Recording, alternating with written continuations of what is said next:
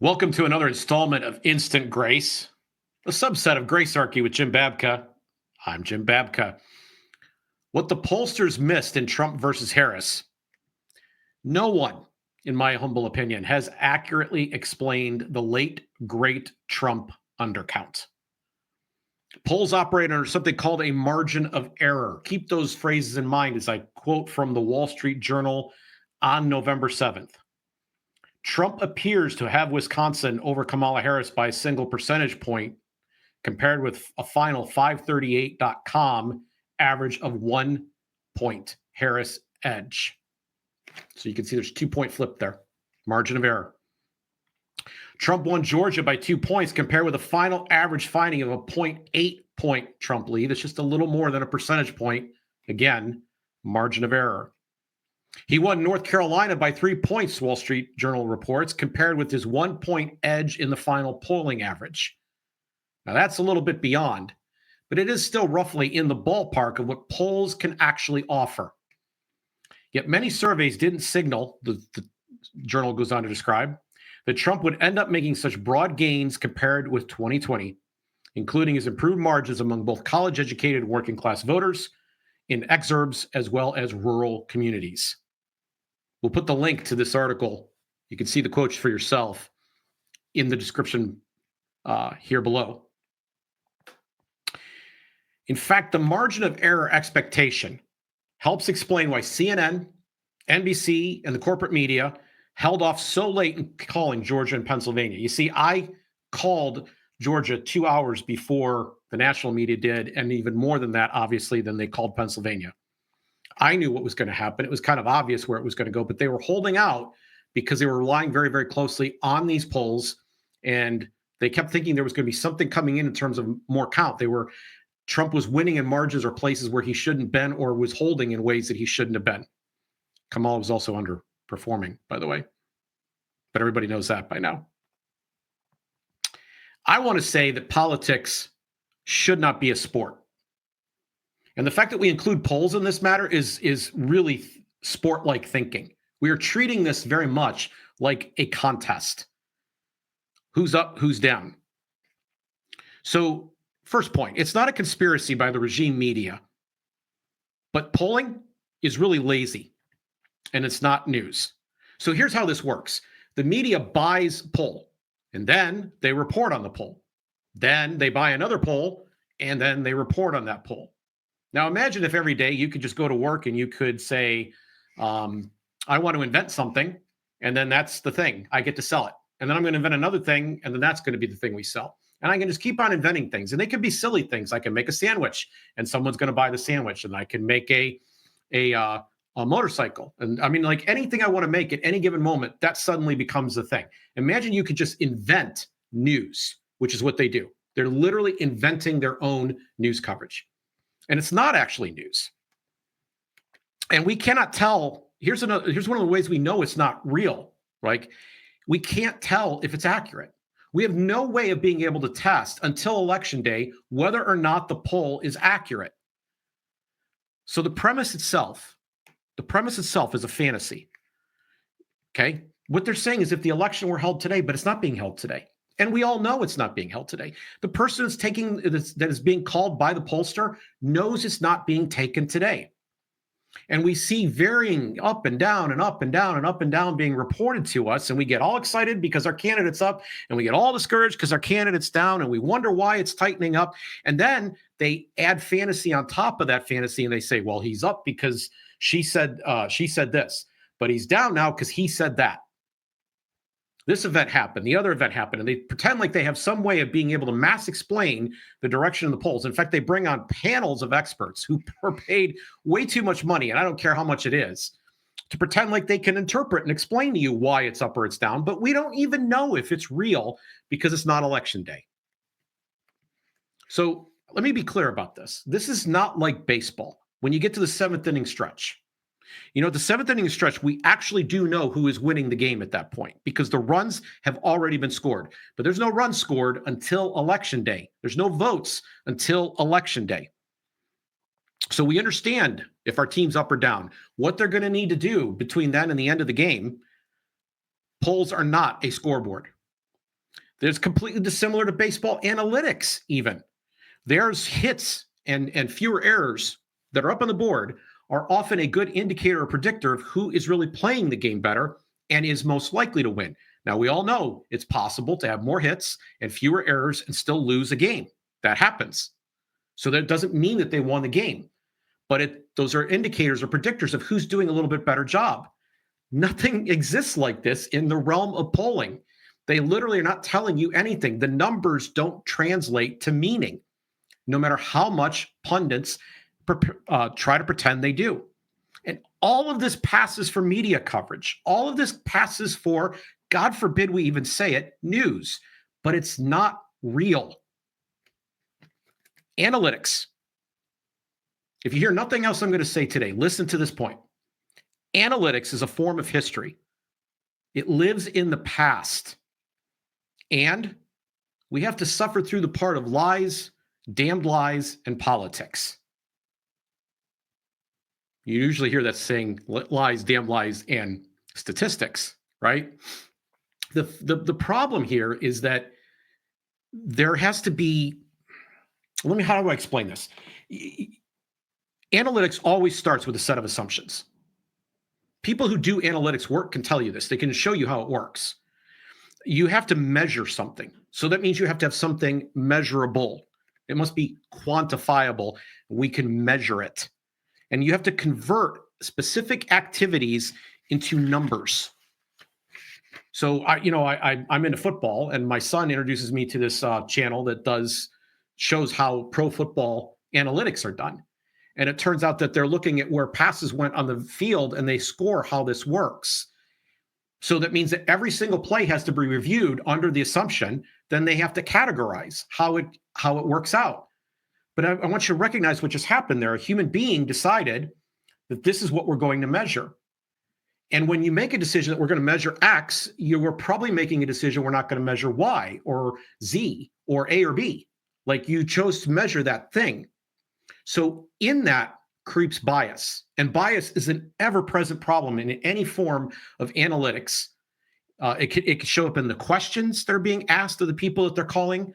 It could show up in past assumptions made by the pollsters. It could show up in the fact that the people that live in that realm of news are affected. I'm going to get to that hopefully before we get to the end here. But the assumptions in polling and the assumptions in the polling that happened in the last election that we just finished are based on the previous elections, especially the last one to occur. The problem is that this is a new election. Conditions are different. They've changed. People have evolved. Heck, even the voters are different. So some people that voted in the last election are now dead. And other people are on the rolls for the very first time. And then there'll be some people who made it out to the polls who didn't make it there 4 years ago because of something that got in the way of their schedule that day.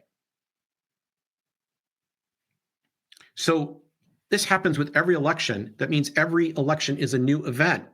And new things happen within the sample. Surprising things. We wake up every 4 years to be like, the pollsters were surprised. We didn't see this coming. How did anybody know? Boy, we're amazed at how he picked up in one area and she went down in another. Nobody saw that coming because they were living in the previous elections. That's where the assumptions lie. Because analytics lives in the past, the pollsters cannot see new voters. That's the simple sentence you can remember. Because analytics lives in the past, the pollsters cannot see the new voters. Now, you'll hear people say that Trump supporters are shy, reticent, and unwilling to talk to pollsters. Oh my gosh, really? Have you met a Trump supporter? Do they come across as reticent to you? Are they shy about who it is that they're supporting? I haven't met this Trump supporter yet. I know a whole bunch of them. I've not met one that can... They just exude excitement. They're just thrilled to talk about him. You don't think if a pollster called on the phone, they'd be like, damn right, I'm voting for Donald Trump. That's not the explanation. I can't believe, again, with all these professional paid pundits, that this counts as analysis, that people can actually say such a thing with a straight face, a shy Trump supporter. Come on.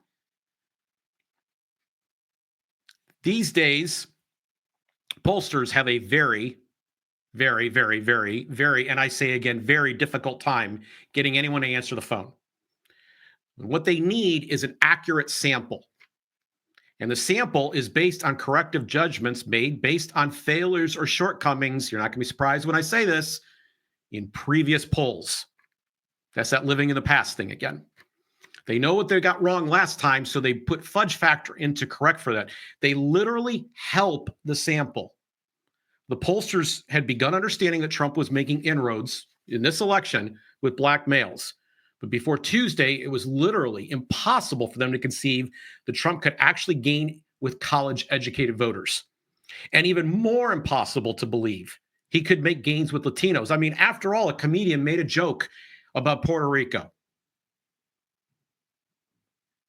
They couldn't make the correct sample for the same reason you can't beat the bookie or you can't win bingo night 3 times in a row.